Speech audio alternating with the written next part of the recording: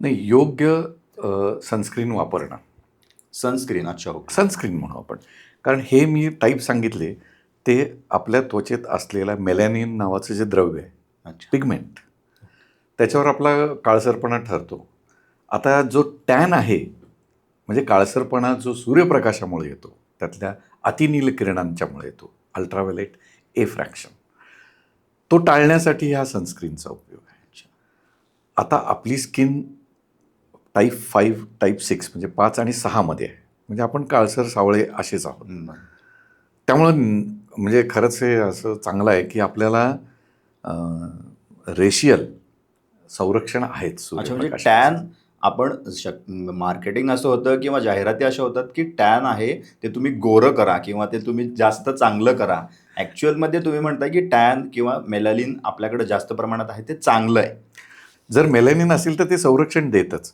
आता म्हणजे area wise मी सांगतो आपल्याला. ऑस्ट्रेलियामध्ये अल्ट्राव्हायोलेट सेक्शन खूप आहे, खूप अल्ट्राव्हायोलेट आहे. म्हणजे तिथं आकाशाला भगदाड पडलं आहे आणि अल्ट्राव्हायोलेट येतो आहे.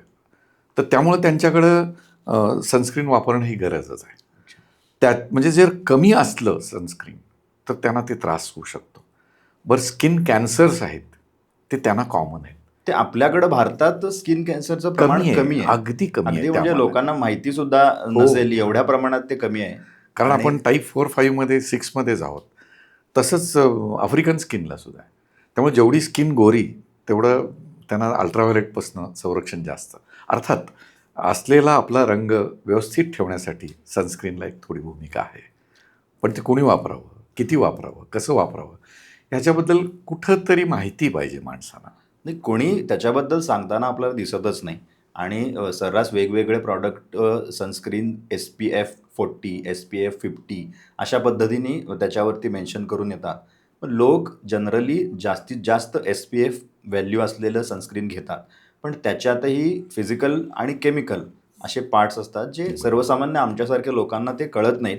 आम्ही सर्रास जे जास्त आकडा 50-60 असं दिसेल ते आम्ही घेतो.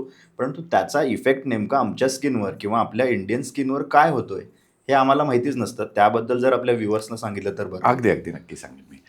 झिंक ऑक्साईड कंटेनिंग ज्या काही सनस्क्रीन, ती फिजिकल सनस्क्रीन्स म्हणजे तुम्हाला पूर्ण संरक्षण फिजिकली देते. आता म्हणजे समजा क्रिकेटची मॅच आहे, अच्छा. तर तुम्हाला ते ओळखायचं कसं फिजिकल सनस्क्रीन? तर ते पांढरट लावलेलं दिसतं. हो. म्हणजे तुम्ही जर क्रिकेटच्या मॅचेस बघितल्या असतील तर फार पूर्वी विनोद, शेन वॉर्न हा, आणि शेन वॉर्न, तेंडुलकर मॅकडरमॉट आपले लावायचे. हे लावायचे. हो. इवन विनोद कांबळे सुद्धा हो, लावायचा. लावायचे. म्हणजे पण लावायचं. तर ते संरक्षण घेण्यासाठी.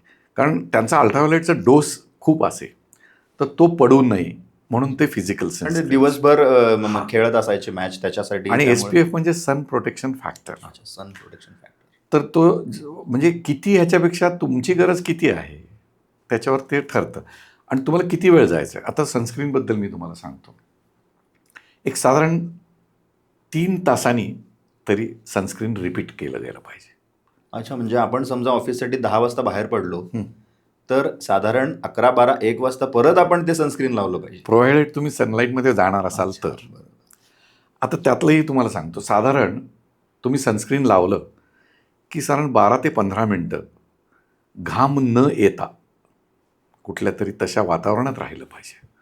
नाहीतर काय होणार, कसं असते, तुम्ही लावलं आणि आणि पटकन आम्ही बाहेर पडलं लगेच आणि घाम बाहेर आला जातो. हो, तसंच आहे.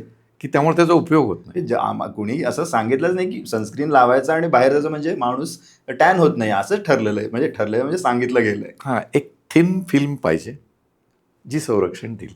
आणि ती फिल्म बसण्यासाठी त्याला थोडा वेळ द्यायला पाहिजे. अच्छा. म्हणजे त्यामुळं एक 2 ते 3 तासांनी तुम्ही परत एकदा ते लावलं पाहिजे. पण तोपर्यंत संध्याकाळात जर झाली तर काही प्रश्न येत नाही.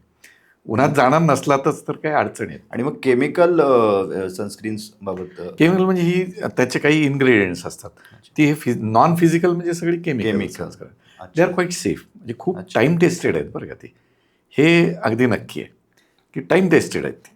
अच्छा. आणि पण एकच त्यातलं हे आहे की आता समजा आपल्या इथं नॅनोमीटर्स ज्याला म्हणतात, तर ते अल्ट्राव्हायोलेटचं एक सेक्शन असतं जे 360 ते 380 एवढ्या ह्याच्यात असताना जास्तीत जास्त त्या ॲलर्जीज समजा होऊ शकतात, तर तेवढं प्रोटेक्शन तुम्ही ह्या सनस्क्रीननी देऊ शकता. पण त्याच्याहून जास्त नॅनोमीटरचे रेज आणि कमी याच्यापासून संरक्षण मिळेलच मिळणार असं नाही. नाही. बरं. किंवा UVA तुम्ही कव्हर केलं अच्छा. तर UVB कव्हर होईल असं नाही. हे त्या फॅकल्टीचं रिस्ट्रिक्शन आहे. म्हणजे सगळं जसं सगळी तुमची अपेक्षा सगळ्या त्यातनं पूर्ण होतील असं एकाच नाही. क्रीममधून पूर्ण होणं नाही असं होत. होऊ शकणार नाही. नाही होत.